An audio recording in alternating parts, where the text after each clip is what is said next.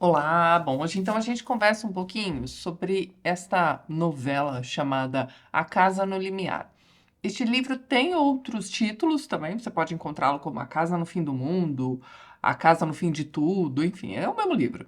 Escrito por William Hope Hodgson e publicado em 1908.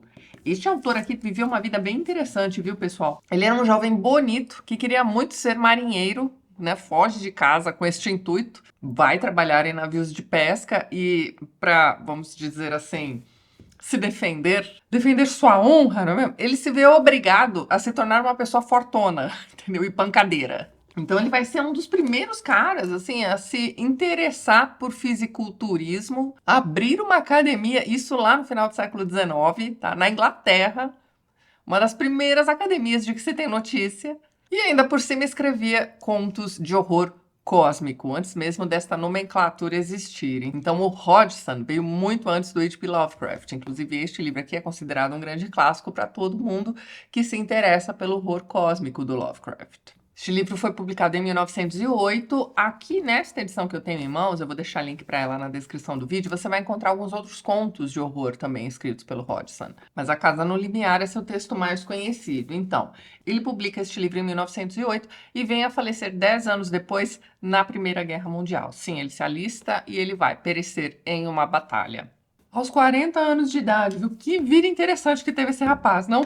Bem, vamos ao livro, né? Se você nunca ouviu falar a respeito desta história, prepare-se, porque ela é muito maluca, tá? Então vamos lá. Este livro aqui é composto por uma narrativa moldura e a história principal que se encaixa dentro desta moldura. Na narrativa moldura, nós temos dois amigos indo fazer uma viagem de pesca. Mas eles não querem ir para qualquer lugar. Eles querem ir para um lugar afastado, um lugar tranquilo. Imagine aí que eles sejam exploradores, tá? Eles gostam de sempre que sobra um tempinho fazer aí essas viagens de pesca em lugares diferentões. Então eles escolhem um lugar na Irlanda, e assim, é no oeste da Irlanda, pensa num lugar bem afastado. E obviamente eles vão parar em um vilarejo de pessoas estranhas. Comecinho do texto, ó, página 25 desta edição, nós temos ali, ó.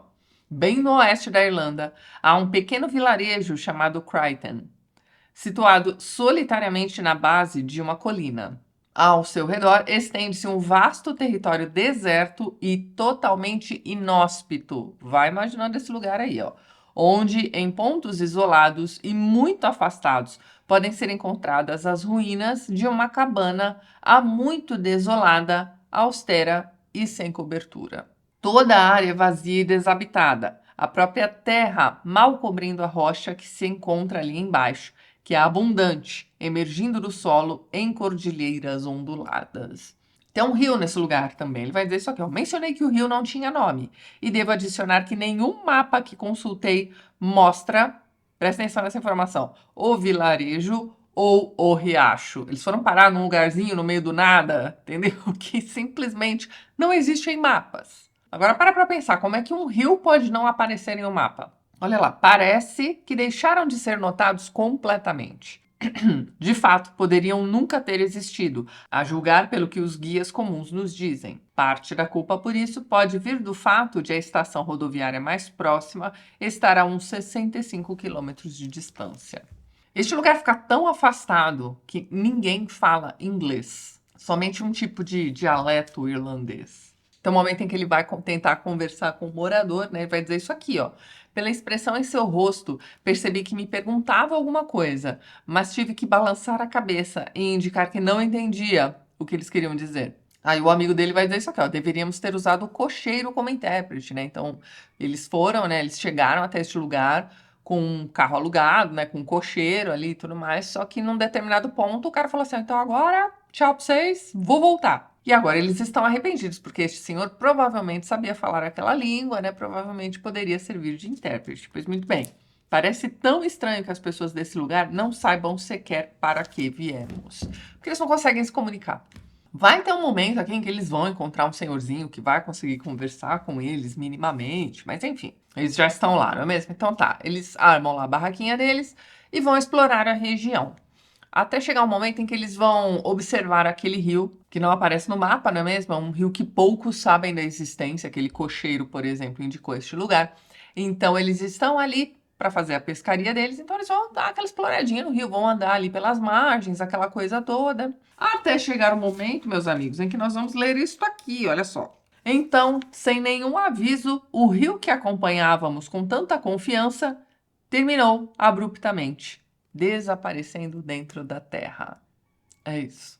Você imagine você estar ali acompanhando a margem de um rio e de repente ele é engolido pela terra.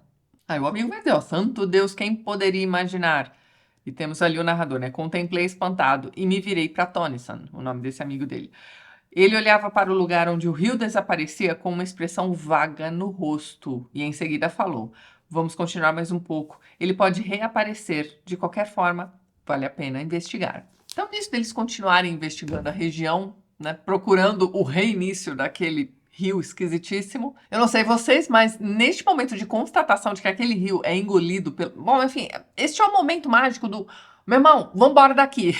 Este é o momento de dar meia volta, apertar o passo em direção, né, ao seu carro, sei lá, a sua barraquinha, no caso deles, né? Enfim, some dali, cara, sai correndo. Mas não, claro que não. Nós estamos lendo aqui um conto de horror, certo? Pois muito bem. Eles continuam explorando até chegar aqui, ó, neste ponto. Ó. Logo chegamos a alguns arbustos.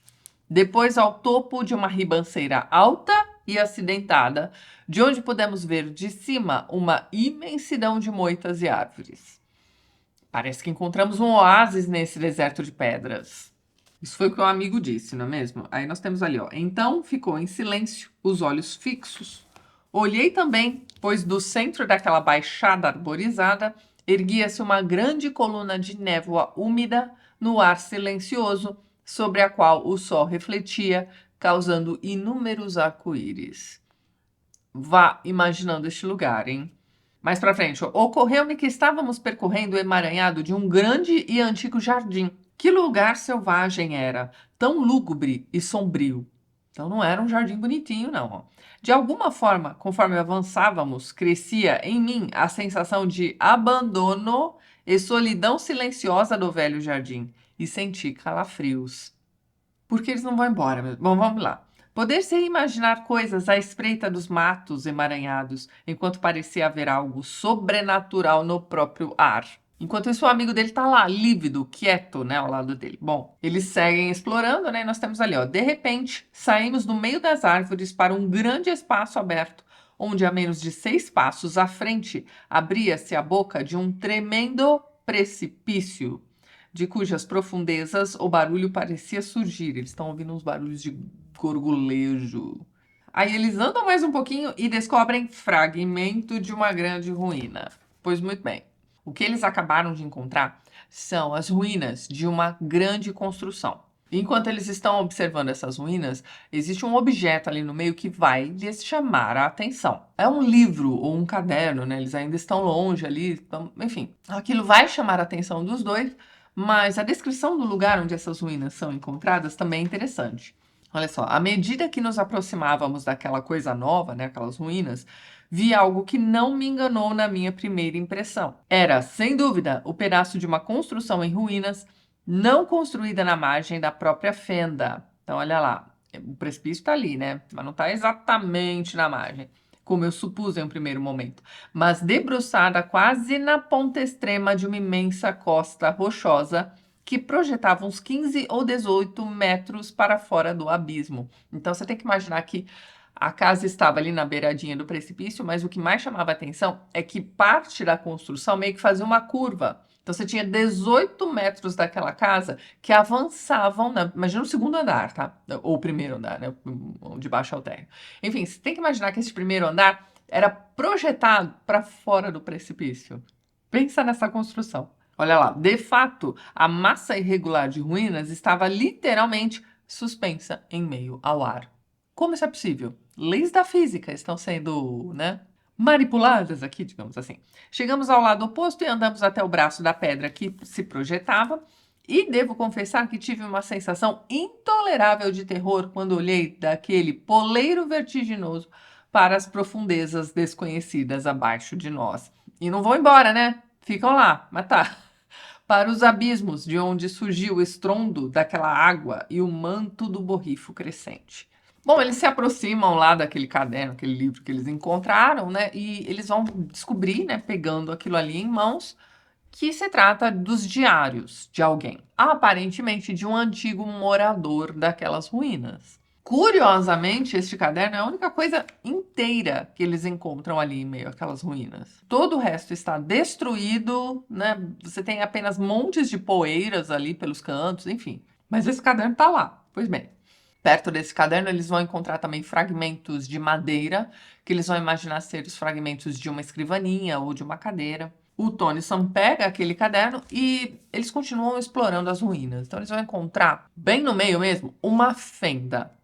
E eles vão dizer que a forma dessa fenda era a de um círculo quase perfeito. Sobre o caderno que eles encontram, só lembrando que tem esse barulho de gurgulejo de água lá embaixo, e você tem esses respingos, né, esse tempo todo, enfim, o lugar é úmido. Então, eles vão dizer isso aqui, ó. Curiosamente, o livro estava quase seco, o que atribui ao fato de estar tão enterrado entre as ruínas. E quando eles olham para aquela fenda, né, nós temos aqui, ó, o abismo era, como Tony San disse, nada mais que um poço ou um fosso gigante descendo para as entranhas da terra. Então, não contente com aquele abismo, né, em que a casa está, né, entortada ali para fora, você tem ainda lá no centro das ruínas esta fenda que eles vão chamar de poço, né? Não contente com isso, nas imediações da construção em ruínas, eles vão encontrar um lago, olha só, ali, a quase 100 metros de distância da entrada do imponente fosso, chegamos a um grande lago de águas silenciosas, quer dizer, exceto por um lugar onde havia um constante borbulhar e gorgolejar. O lugar todo faz esse barulho esquisito. Bem, o que você precisa ter em mente aqui neste momento é que um lago é um lugar onde a água está parada. Ela não se movimenta como em um rio. A água parada nessas questões aqui de histórias de terror é onde ficam ali, né, onde fica o ranço. Seja lá o que você encontrar no fundo de um lago, estão ali, ó, há muito tempo esperando serem descobertas. Então, toda vez que você ouvir falar em lagos em histórias de terror, lembre-se disso, tá? Mas então. Bom, finalmente eles tomam a decisão de ir embora, não é mesmo? E um deles vai dizer isso aqui, ó. Veja bem, eu não passaria uma noite naquele lugar nem por todo o dinheiro do mundo. Existe algo profano lá, diabólico. Isso me ocorreu logo depois que você falou. Parecia que a floresta estava cheia de coisas más, você sabe. Então tá, isso é o que eles estão conversando no caminho de volta. Quando eles chegam à tenda, eles vão fazer uma jantinha, né? E dali a pouco eles vão descansar. Só que antes de dormir, eles resolvem ler aquele caderno. Então o narrador ficou de ler em voz alta pro amigo, né? E o amigo ainda vai dizer isso aqui, ó. E não se esqueça, não fique pulando metade do livro. Aparentemente isso aqui é uma prática dos dois. E o amigo que lê geralmente vai pulando partes aí, né? Para ir mais rápido, de repente, não é mesmo? Bem, a partir do capítulo 2, nós temos a história propriamente dita, né? A moldura vai ter uma pausa aqui, nós vamos voltar para a moldura no final do livro. Então, agora nós vamos ler a história da casa no limiar. Então, este é o manuscrito que eles estão lendo. E logo no comecinho, eles já vão ler isso aqui, ó. Eu sou um homem velho. Moro aqui nesta casa antiga, rodeada por jardins enormes e descuidados. Então, quem escreveu aqueles diários foi um senhorzinho idoso, certo? Pois muito bem. Ele vai contar que viveu ali a vida inteira com uma irmã. Ele tinha um cachorro também. Então, assim, eles viviam ali naquela casa, tranquilões. E em cada um dos capítulos que você vai ler a partir daí, a estrutura é mais ou menos assim. Você vai ter algo a respeito da vida particular deste senhor, sua irmã, sua casa, enfim. E também as viagens que ele vai fazer dentro da própria casa. Conforme você vai lendo essa história, você vai vendo que existe um quê de viagem astral. Ele está sempre desprendido de seu corpo, flutuando sobre a casa e flutuando no universo. Sim, é sobre isso que você vai ler. Só que esta casa fica no limiar, né? E conforme você vai lendo este texto, você vai vendo que ela não está apenas no limiar de um precipício, ela está no limiar do universo. Existe todo um portal ali naquela casa para áreas do universo, né, áreas do desconhecido, que serão exploradas ao longo destes capítulos. Só que assim, um portão abre para os dois lados. Se ele consegue atravessar este portal e explorar o lado de lá, criaturas do lado de lá também conseguem atravessar este portal e explorar o lado de cá. E as criaturas que ele vai encontrar são criaturas assim tenebrosas. A gente já vai voltar a elas. Outra coisa interessante que você vai descobrir aqui ao longo da leitura é que este senhor tem um certo apego àquela casa porque foi naquela região e depois dele ter começado a viver ali com sua irmã que ele vai encontrar o amor de sua vida. Nós não temos lá muitas informações a respeito deste relacionamento.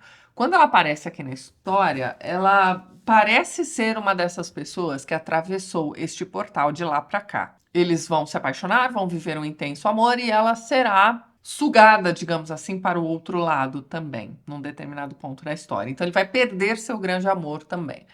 Mas tem um momento aqui em que, em meio a essas viagens astrais aí que ele está fazendo, ele vai rever esta moça. Ao mesmo tempo em que ela está ali implorando para que ele saia daquele lugar, porque aquele lugar, gente, é um lugar assustador. Bem, ele está se negando a sair de lá, porque afinal de contas, não fosse aquele casarão, eles não teriam se encontrado e vivido a história deles. Então ela meio que concorda com isso, mas ela não deixa de insistir para que ele saia dali. Uma coisa importante para você ter em mente também é que no começo da narrativa, ele é um senhorzinho, então ele está contando as memórias dele a respeito daquela casa.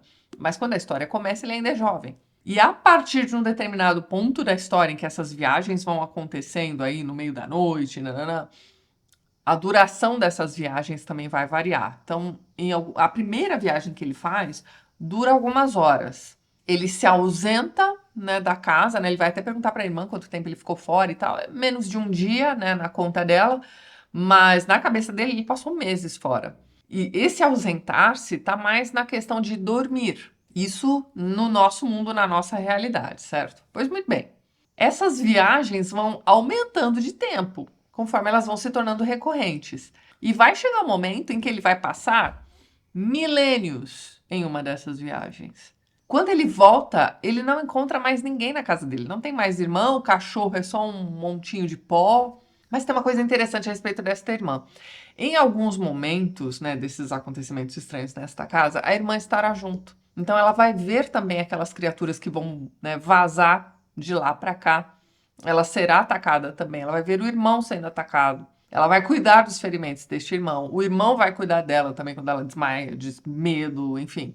Então ele tem consciência do que está acontecendo, mas a irmã não. A irmã demonstra achar que tudo aquilo eram pesadelos ou algo assim, porque a vida dela continua, a vida dela segue tranquila. Em alguns momentos ela demonstra se lembrar do que aconteceu, mas em tantos outros aqui é a vida que segue. Então, para o leitor que está lendo essa história, né, a gente começa a duvidar de que aquilo realmente esteja acontecendo com o narrador. Então, essa dúvida existe ao longo da leitura, sim. Como a gente sabe que houve a perda deste grande amor, a gente começa a pensar, tá, esse cara está em luto. Estas viagens astrais que ele está fazendo, de repente, são fugas da realidade dolorosa. Então tá, estas viagens aos confins do universo, né, vão trazer aí imagens de criaturas assustadoras. E também, pessoal, curiosamente, olha só, na página 44 dessa edição, nós temos ali no último parágrafo. Enquanto investigava, um novo terror me assaltou, pois entre os sombrios cumes à minha direita, reparei uma vasta forma escura de proporções gigantescas que crescia à minha vista. Olha o que ele está vendo, hein? Tinha uma enorme cabeça equina, com orelhas imensas e encarava com firmeza a arena abaixo. Então, estes seres que ele vai vendo se parecem com animais. Tem um momento aqui, né? Os principais seres que vão surgir aqui para ele são suínos. Então, ele vê cabeças de porco nessas criaturas esquisitas à torta e à direita aqui. Neste momento, a gente precisa se lembrar de O Senhor das Moscas, não é mesmo? Então, a gente sabe que aquele porco, aquela cabeça de porco fincado ali naquele livro, representa quem? Beelzebub. Então, lembre-se de que dentre essas figuras sinistras que ele vai ver, né, uma vez que ele atravessa o portal, ou que o portal se abre e essas criaturas vazam para a nossa realidade, tem cabeças de porcos, certo? Pois muito bem. A história já está suficientemente maluca para vocês? Pois bem, vamos lá. Num dado momento, ele vai ver isso aqui, ó. Uma monstruosa representação de Kali, a deusa hindu da morte. E mais pra frente, olha só. Na mesma hora, reconheci como o antigo deus egípcio, Sete, o destruidor de almas.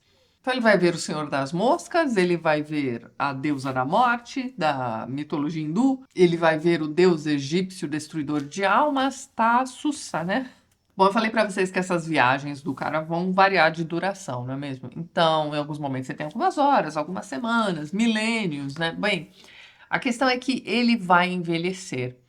E tem um momento aqui em que ele vai envelhecer muito rápido. Então ele sai para uma dessas viagens astrais aí, jovem ainda, e quando ele volta, ele se olha no espelho e ele está muito envelhecido. Como eu falei para vocês, o cachorro que vai acompanhá-lo aqui em diversas dessas expedições, porque quando aquele portal está aberto, a própria casa dele também vai ficar muito estranha. Então, a propriedade ao redor também. Então, ele vai explorar este lago, ele vai explorar, né, as imediações, o tal do precipício também.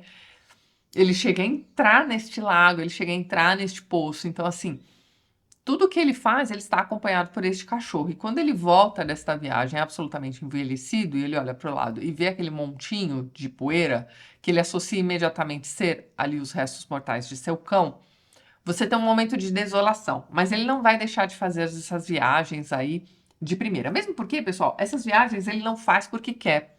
Existe algo que o está puxando. É quase como se ele precisasse ser a testemunha daquilo que está acontecendo ali naquela casa no limiar. Tanto é que a escritura desses diários é a última coisa que ele vai fazer. E tem um detalhe interessante aqui, olha só. Este portal se abre nesta casa esquisita, neste vilarejo afastado na Irlanda, que nem está no mapa. Só que, curiosamente, né, a primeira viagem vai acontecer depois de muito tempo que ele já mora naquela casa, né? Ele e a irmã. E ele vai contar pra gente que nada daquilo aconteceu no Halloween, por exemplo, nem na noite de Walpurgis. Então, aquilo ali não aconteceu em uma data sugestiva, né? Muito pelo contrário. Ele vai dizer isso aqui, ó, não era Halloween. Se estivesse contando uma história apenas para me divertir, eu deveria situá-la naquela noite excepcional. Mas esse é o registro verdadeiro das minhas próprias experiências e eu não as colocaria no papel para divertir alguém. Não. Foi depois da meia-noite do dia 21 de janeiro. Eu estava lendo, como é meu costume, sentado ao meu escritório. Pepper, é o cachorro dele, né, dormia deitado perto de minha cadeira. Então é por isso que quando ele volta e está ali, né, naquilo que ele vai identificar como os destroços de sua cadeira, olha para o lado e vê aquele montinho, ele associa imediatamente ao cachorro, porque o cachorro estava sempre próximo à cadeira dele. Então a primeira vez que isso aqui aconteceu foi no dia, né, na meia-noite do dia 21 de janeiro. Ok. E tem um outro detalhe interessante também, pessoal, a respeito do formato da casa, né?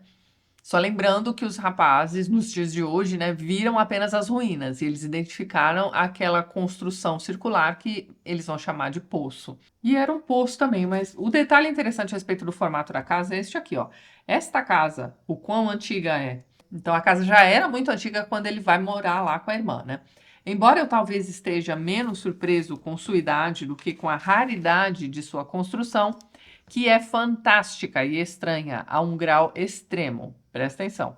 Predominam pequenas torres curvadas, então as torres se curvam para dentro ou para fora do precipício. Ó, predominam pequenas torres curvadas e pináculos, cujas silhuetas sugerem chamas ardentes, enquanto o corpo do edifício é em forma de círculo. Então a casa é circular. Vocês já ouviram falar sobre o efeito psicológico de estar em um lugar circular? Seja um prédio ou só uma sala?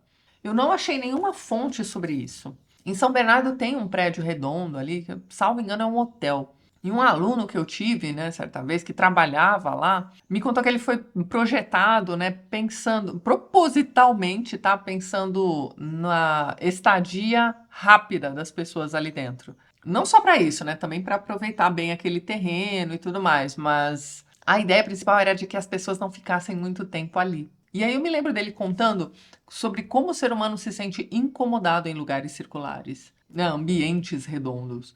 Né? Se vocês já tiverem ouvido falar sobre isso, deixa para mim nos comentários, por favor, porque realmente eu nunca mais ouvi ninguém falando sobre isso. Mas tá, o corpo desta mansão aqui é redondo. E tem um poço. Então, do mesmo jeito que, né, que o lago numa história de terror tem ali um propósito sinistro, poço também tem. Pode reparar que em histórias de casas mal assombradas sempre vai ter um poço, seja ele ativado ou desativado. Então, o que você tem que imaginar ali é o seguinte: é aquela água subterrânea que passa arrastando, sabe-se lá o quê, mas sempre fica algo ali. E uma água de poço é uma água a ser consumida. Então aquilo vem à tona e será consumido pelos personagens. Então, existem esses três elementos aquosos, digamos assim, né? Então, você tem o lago da água parada, você tem o poço e você tem este rio, né, que não dá em lugar nenhum. E esta casa circular que fica na beira de um abismo, parte do prédio se projeta para fora do abismo. Olha, por que alguém moraria ali, né? O aluguel devia estar barato. Gente, outra coisa, né, que a gente tem sempre que prestar atenção nessas histórias de horror. Se o aluguel tá barato, irmão, esquece. Isso aí é certeza de assombração. Mas tá. Pensando ainda na construção dessa casa, imagine quando chove forte. O medo que deve dar estar dentro de uma casa dessas durante uma tempestade. Bom, mas como eu ia dizendo para vocês, essas viagens aos confins do universo continuam acontecendo aqui neste livro.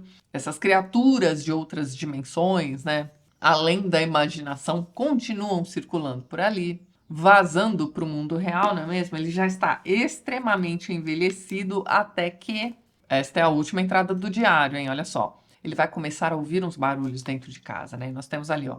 É um rangido, meu Deus. É a abertura do grande alçapão de carvalho.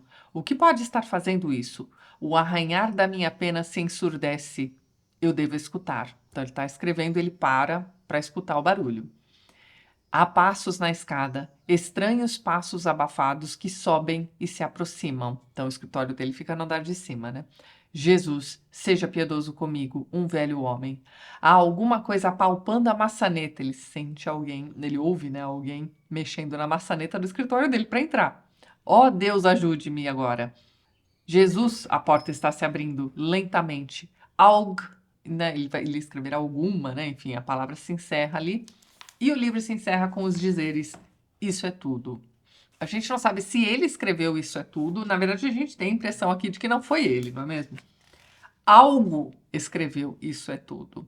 Lembre-se de que o único propósito que forças deste outro lado do universo, né, enfim, teriam para que ele fizesse todas aquelas viagens, testemunhasse todas aquelas coisas que ele viu e contou aqui para gente, seria a possibilidade de que ele realmente se tornasse uma testemunha. Então ele precisa registrar tudo por escrito. E a hora que eles acham que já tá bom, este senhorzinho vai deixar de existir, não é mesmo? Bem, eu não sei se vocês aí já leram este livro, mas a minha impressão é a de que este senhorzinho ou morreu ou foi levado para outra dimensão, né, para essa outra dimensão, há pouco tempo. Porque nós lemos aqui nas últimas entradas desse diário a questão, né, da ruína que ele vai encontrar depois de muito envelhecido. Os amigos pescadores aqui vão encontrar também fragmentos de madeira ali perto do caderno, mais ou menos da mesma forma que ele encontra e registra lá no seu livro de memórias. Então, o caderno está em perfeito estado quando eles o encontram. Então, para mim, a impressão que ficou é de que faz pouco tempo que este senhorzinho deixou de existir, pelo menos na nossa realidade. Mas eles terminam de ler e ouvir, né, a história, um tá lendo, o outro tá ouvindo. E ali no último capítulo mesmo, né, na página 182, nós temos ali um virando, o que estava lendo a história, né, vira pro outro e diz, né, ele estava louco? E olha a reação do amigo, ó, Tennyson me olhou por um momento, sem realmente me ver. Logo voltou a si, né, ele tá pensando ali naquela história que ele acabou de ouvir, né. Logo voltou a si e de repente entendeu a minha pergunta e respondeu, não. Então, o cara não estava louco, na opinião do Tennyson. Esse Tennyson é o cara mais introspectivo, né? O outro amigo é que fala mais, que tem mais, né, iniciativas, né? Este amigo geralmente fica calado, observando, né, enfim, avaliando a situação. Então, se ele disse que não, é porque provavelmente aquele cara realmente não era louco. Escreveu suas experiências reais, certo? O narrador, né, aquele que está lendo o manuscrito, até sugere que eles voltem ao lugar lá, mas não, o Tennyson vai cortar essa ideia rapidinho, né? Mas eles estão intrigados. Então eles saem por aí, né, tentando encontrar pessoas que falem inglês também, que possam, né, contar alguma coisa a respeito daquele casarão. É aí que eles vão encontrar um senhorzinho que fala um inglês mais ou menos ali, mas que dá para se comunicar. Afinal de contas, eles estão muito curiosos, né, para descobrir algo a respeito daquela construção e também sobre aquele manuscrito, né, sobre aquela figura que escreveu o manuscrito também, e, né, quanto mais velho o morador da região, mais possível, né, maior a possibilidade deles terem mais informações. E o que nós temos é isso aqui, ó. Havia conversado com um ancião do vilarejo que provavelmente sabia mais, ainda que não muito, sobre a estranha casa do que qualquer outra pessoa viva. O que ele deixou claro nessa conversa foi que, na juventude desse ancião, né, daquele senhor com quem ele está falando, e só Deus sabe quanto tempo atrás foi, havia uma grande casa no centro dos jardins, onde agora há apenas aquele fragmento de ruína. Essa casa esteve vazia durante um bom tempo, anos antes do nascimento desse ancião. Era um lugar evitado pelas pessoas do vilarejo, do mesmo jeito que foi evitado pelos pais antes dele. Muitas coisas eram ditas sobre ela e todas eram malignas. Jamais alguém havia se aproximado de lá, seja durante o dia ou à noite. No vilarejo, ela era sinônimo de tudo o que é profano e temível. E aí ele vai contar sobre moradores ali daquela casa, né? Um dia, um homem, um forasteiro, passou pelo vilarejo e seguiu o rio abaixo em direção à casa, como sempre fora denominada pelos locais, a casa em letra maiúscula. Então, por mais ou menos 3 meses, algumas horas depois, ele voltou pelo mesmo caminho que havia chegado, e então, por mais ou menos 3 meses, nada foi ouvido. Então, esse cara, né, provavelmente ficou ali naquela casa durante esses 3 meses e nada foi ouvido. Ao fim desse período, ele reapareceu, acompanhado de uma senhora idosa e um grande número de burros carregados com diversos artigos. É uma senhora, talvez seja a irmã dele, hein? Vamos lá. Eles passaram pelo vilarejo sem parar e foram direto à margem do rio, em direção à casa. Agora, olha lá. Algumas horas depois, ele voltou pelo mesmo caminho que havia chegado. Então, este primeiro forasteiro só foi dar uma olhada na casa e voltou. Pois muito bem. Ó, então, por mais ou menos 3 meses, nada foi ouvido. Então, ninguém mais se interessou pela casa, mas em 3 meses, olha lá. Ao fim desse período, ele reapareceu, acompanhado de uma senhora idosa e um grande número de burros carregados com diversos artigos. Então, aquele mesmo cara volta com uma senhora, talvez sua irmã, veja bem. E eles vão morar lá naquela casa. Eles passaram pelo vilarejo sem parar e foram direto à margem do rio, em direção à casa. Desde então, ninguém mais os viu, salvo um homem que eles haviam encarregado de trazer suprimentos mensais necessários. Então, tinha essa pessoa que ia para lá, né, para que eles não precisassem se deslocar até o mercadinho local, né? Essa pessoa levava os suprimentos para eles. E dele, ninguém nunca conseguira informações, né, esse vendedor. Entregador, na verdade, né? Evidentemente, estava sendo bem pago por esse trabalho.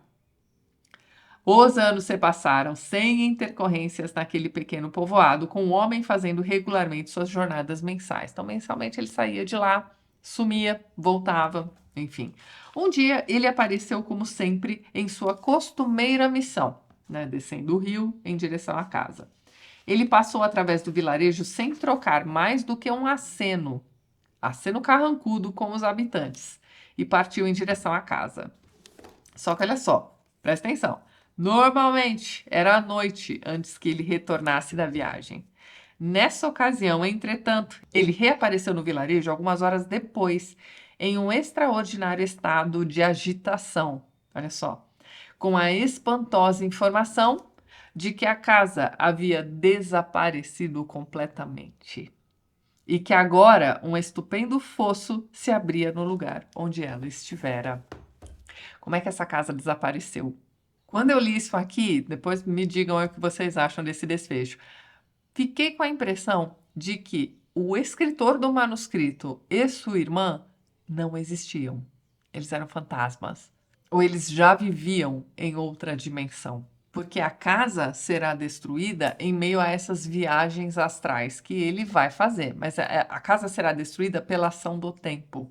Isso no manuscrito que nós lemos. Só que na narrativa moldura nós temos esta outra informação, de que tinha um cara lá que, né, passava temporadas nesse casarão com uma senhora idosa, que a gente não sabe quem é, e que um belo dia, em um de seus retornos para esta casa, descobre que ela não está mais lá. Mas olha só, a casa havia desaparecido completamente, né? Isso é o que esse morador está dizendo, né, para as pessoas do vilarejo. E que agora um estupendo fosso se abria no lugar onde ela estivera. E aí a história se encerra assim: às vezes, em meus sonhos, vejo aquele enorme fosso rodeado por todos os lados por árvores e arbustos selvagens. Este aqui é um dos amigos, aquele que ficou lendo em voz alta, né? E o barulho da água se eleva e se mistura em meu sono com outros barulhos mais baixos, enquanto, sobretudo, estende-se aquele eterno manto de água pulverizada. Então, ele saiu da casa, ele saiu das ruínas, mas as ruínas daquela casa não saíram dele, sabe? E o livro se encerra, pessoal, com um poema. É um poema que vai funcionar mais ou menos como uma elegia para alguém que se foi. Então, de certa forma, quando você chegar a este poema, que vem, né, na sequência da história da Casa no Limiar, não tem como a gente não fazer uma associação com aquele trecho em que ele vai contar para a gente sobre a perda de sua amada. De modo que esta história toda da Casa do Limiar pode ter sido criada simplesmente para que ele a reencontrasse. E é isso que vai acontecer aqui. Em uma de suas viagens astrais, ele vai reencontrar a amada, que vai fazer de tudo, vai tentar convencê-lo a sair daquele lugar amaldiçoado, mas ele permanece lá, porque aquela casa ainda é sua única ligação com a amada. Enfim, pessoal, que história esquisita. É uma viagem, tá? Quando você começar a ler aqui sobre as viagens astrais, aqui sobre aquilo que ele está. É um texto bastante descritivo. Ele vai descrever bastante ali tudo que ele está vendo e experimentando, né, enquanto ele está fazendo essas viagens. É um livro que vai se tornar bastante repetitivo ao longo da leitura. Então, por mais que seja apenas uma novela, tem menos de 200 páginas e tudo mais, chega uma hora que você já está cansado dessas viagens astrais. Você fica assim, ai, de novo. Então, na minha experiência de leitura, né, o que mais me chamou a atenção, o que eu mais gostei de ler ao longo deste livro todo, foi a narrativa moldura. Eu não vi a hora, né, do manuscrito terminar e eles voltarem, né, para a gente saber o que é que vai acontecer com eles. Então, ao contrário daquele medo, entre aspas, que eu tive no início, né, da história, quando eles estão, né, explorando o lugar, descobrindo que o rio, né, dá em nada, né, ele é engolido pela terra. Aí quando eles descobrem lá as ruínas do casarão e tudo mais, a gente já fica apreensivo, porque a gente acha que vai acontecer alguma coisa terrível com eles. E no fim dá até um alívio, né? Quando a gente volta para a moldura lá no final do livro, existe esse alívio, tá? Nada aconteceu com eles, mas você tem o Tony só mais taciturno do que ele já era no início da história, e você tem o próprio narrador, né? Aquele cara que vai ler em voz alta o manuscrito, dizendo pra gente que ele ainda tem pesadelos com aquele lugar. Então, de certa forma, eles também foram marcados por aquela experiência, eles também foram marcados por aquele lugar. Então, aquele lugar não vai sair deles. Então, vocês viram, para mim, pelo menos, a narrativa moldura funcionou muito melhor do que a própria história, né, da história propriamente dita na Casa no Limiar, que eu achei muito repetitiva, apesar de termos bons momentos. Então, se você enxugar essas viagens astrais e acompanhar aí a história do narrador do manuscrito, né, você realmente tem uma história interessante aí. Como se trata, né, dessa questão de viagens astrais, né, viagens aos confins do universo, aquela coisa toda, e as criaturas que vão surgindo durante essas viagens, fica claro aqui pra gente que se trata, né, do tal do horror cósmico, né? Nenhuma outra definição se encaixa melhor do que esta para este livro. Então, para você aí que gosta de Lovecraft, que gosta de outros escritores de horror cósmico, se você ainda não leu A Casa no Limiar, providencie a leitura, porque este aqui é o classicão. É um livro muito elogiado pelo próprio Lovecraft. E como eu disse para vocês, esta edição, além da Casa no Limiar, traz também outras histórias, inclusive o subtítulo, ó, Casa no Limiar e outras histórias macabras, que vão ficar para depois, tá, pessoal? Hoje a gente conversa apenas sobre a Casa no Limiar, e você sabe que no Mês do Horror a gente sempre comenta alguns contos, né? Então, em breve a gente vai conversar sobre os contos aqui do Hodgson também, se não no Mês do Horror deste ano, nos próximos, certo? Fica aqui a recomendação para vocês. É um classicão do terror, então, se este é um gênero que você aprecia, não é mesmo? Este aqui é um livro que precisa estar aí no seu repertório. Mais cedo ou mais tarde, certo? Principalmente, volto a repetir, se você gosta de horror cósmico, certo? Então é isso, eu vou ficando por aqui. Hoje nós não teremos a lista de apoiadores subindo aqui do ladinho, né? Porque eu estou atualizando a lista, certo? Então nos próximos vídeos ela deve voltar direitinho. Deixo aqui meu agradecimento de sempre a todos os apoiadores e caso você queira se tornar um apoiador do TLT, dê uma olhadinha no primeiro link que eu vou deixar na descrição deste vídeo. É isso então, pessoal. Eu vejo vocês nos próximos vídeos do canal. Um beijo grande e até mais.